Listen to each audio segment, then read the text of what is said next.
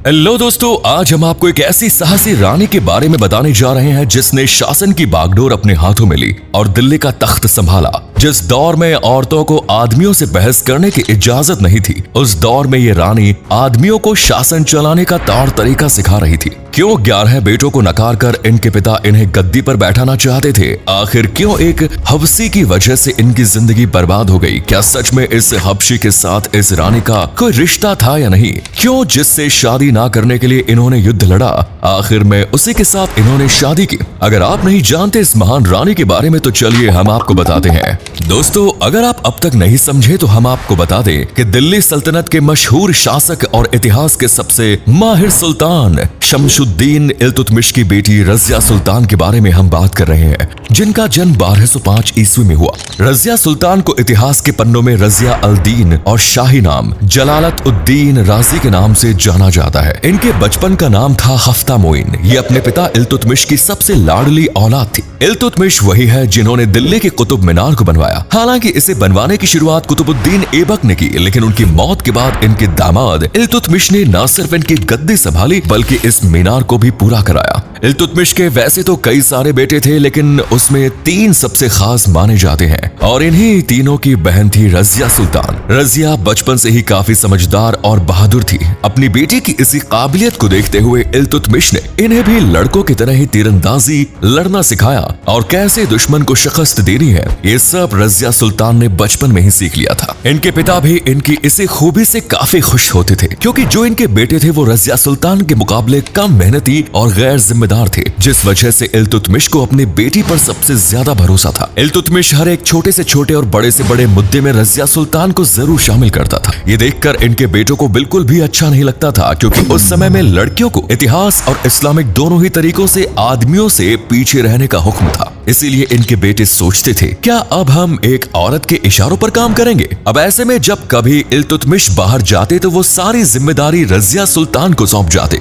यानी शासन का सारा इंतजाम अपने पिता के लौटने तक रजिया ही संभाला करती थी। अपनी बेटी की समझदारी को देखते हुए इन्होंने तय किया कि जब मैं इस दुनिया से चला जाऊंगा तो मेरे बाद रजिया इस गद्दी के तख्तो ताज को संभालेगी। लेकिन दरबारी इस बात को सुनकर भड़क गए, क्योंकि उनका कहना था कि जब सुल्तान के बेटे हैं तो फिर एक लड़की के हाथ में शासन क्यों? इन लोगों के लिए औरत की हुकूमत बर्दाश्त करना नामुमकिन था। और फिर इल्तुतमिश की बीवी शाही तुर्कान भी नहीं चाहती थी कि रजिया सुल्तान की हुकूमत हो, क्योंकि वो अपने बड़े बेटे जिनका नाम रकनुद्दीन को गद्दी पर बैठाना चाहती थी। इसलिए उन्होंने भी सुल्तान के इस फैसले को गलत बताया। इन सब की नाराजगी और सोच के चलते आखिरकार इल्तुतमिश को भी अपना फैसला बदलना पड़ा, और जब लंबी बीमारी के बाद इल्तुतमिश की मौत हो गई तो फैसले के मुताबिक रकनुद्दीन को ही दिल्ली का अगला सुल्तान बनाया गया। हुकूमत हाथ में आने के बाद रकनुद्दीन ने अपनी मनमानी करनी शुरू की। वो शासन से ज्यादा लड़कियों और अपने आराम और मजे पर ध्यान देता था। यानी कुल मिलाकर भले ही शासन रकनुद्दीन के नाम पर चल रहा था, लेकिन इसको संभालने वाले इनकी माँ शाह तुर्कान थी।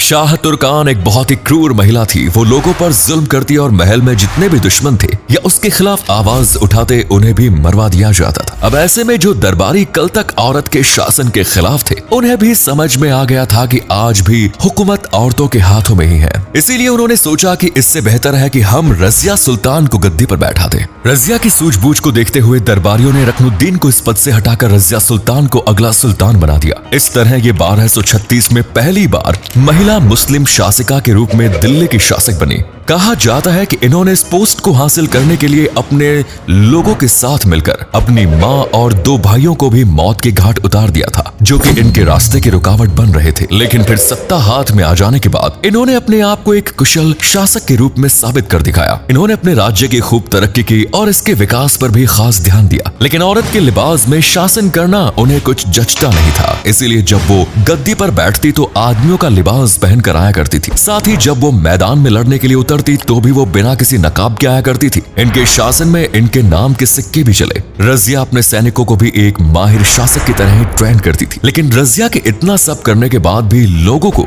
एक औरत के शासन में रहना गवारा नहीं था। इसीलिए इनके सभी दुश्मनों ने मिलकर एक फौज तैयार की और चल दिए इन पर हमला करने। इस मुश्किल वक्त को देखकर भी रजिया अपनी पोस्ट पर डटकर खड़ी रही और इन्होंने समझदारी दिखाते हुए आपस में ही बागियों के बीच फूट पैदा कर दी, जिसका नतीजा ये हुआ कि दुश्मन रजिया के खिलाफ लड़ने की बजाय आपस में ही मारा काटी करने लगे और रजिया ने बिना हाथ मैले किए काफी दुश्मनों को मार गिराया। और जब इन्होंने देखा कि अब सभी दुश्मन अलग अलग हो गए हैं तो इन्होंने सबको मरवा दिया। इस तरह इनके दुश्मन को इनकी काबिलियत का अंदाजा हो गया और जो लोग रजिया के खिलाफ थे वो भी शांत हो गए। लेकिन कहीं न कहीं बदले की आग अब भी इन बागियों के दिल में दहक रही थी और इस आग को हवा तब मिली जब रजिया की मेहरबानी एक हबशी पर बढ़ने लगी। इस हबशी का नाम था याकूत। पहले तो ये महल में सिर्फ घोड़ों का अस्तबल संभालता था, लेकिन फिर रजिया की मेहरबानी से इसे अमीर बना दिया गया और यही नहीं इसका दर्जा और ऊंचा किया गया और यही नहीं इसका दर्जा और ऊंचा किया गया और ये सब अमीरों का अमीर बन गया, जो कि उस वक्त में सबसे ऊंची पोस्ट हुआ करती थी, जो कि सिर्फ तुर्क लोगों को ही दी जाती थी। ये सब देखकर महल में सभी लोगों को लगने लगा कि इस मेहरबानी के पीछे रजिया का इस काले गुलाम के साथ नाजायज रिश्ता है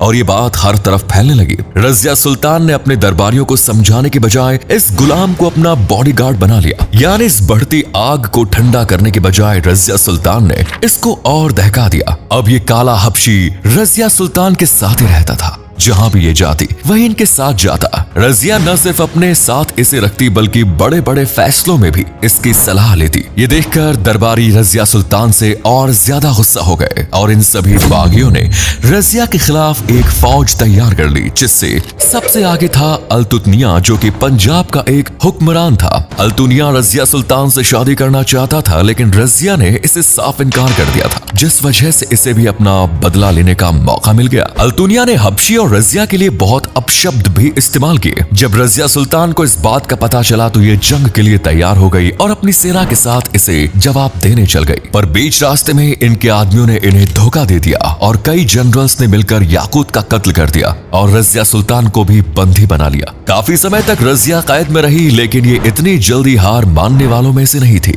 इसीलिए इन्होंने समझदारी दिखाई और सब कुछ खत्म होने के बाद एक नई शुरुआत की और जिस हुक्मरान को इन्होंने शादी से इनकार किया था उसी के साथ शादी करके इस कैद से आजाद हो गई। इधर रजिया के कैद हो जाने के बाद दरबारियों ने रकनुद्दीन को गद्दी पर बैठा दिया। ये देखते हुए रजिया ने फिर से दिल्ली की सल्तनत को अपने हाथों में लेने का फैसला किया और अपने पति की ताकत को देखते हुए ये अपने पति के साथ दिल्ली पर हमला करने चल पड़ी। रजिया ने अपने भाई के साथ ही जंग की, लेकिन इस जंग में रजिया को हार का सामना करना पड़ा। इसीलिए रजिया अपने पति की हुकूमत भटिंडा वापस आ गई। रजिया को ये हार बिल्कुल बर्दाश्त नहीं हुई, इसीलिए उन्होंने दोबारा दिल्ली पर हमला करने का प्लान बनाया। एक बड़ी सेना तैयार करने के बाद रजिया सुल्तान ने फिर से अपने भाई का सामना किया, लेकिन यहाँ रजिया के सैनिक ने उन्हें धोखा दिया और बीच में ही जान बचाकर भाग गए।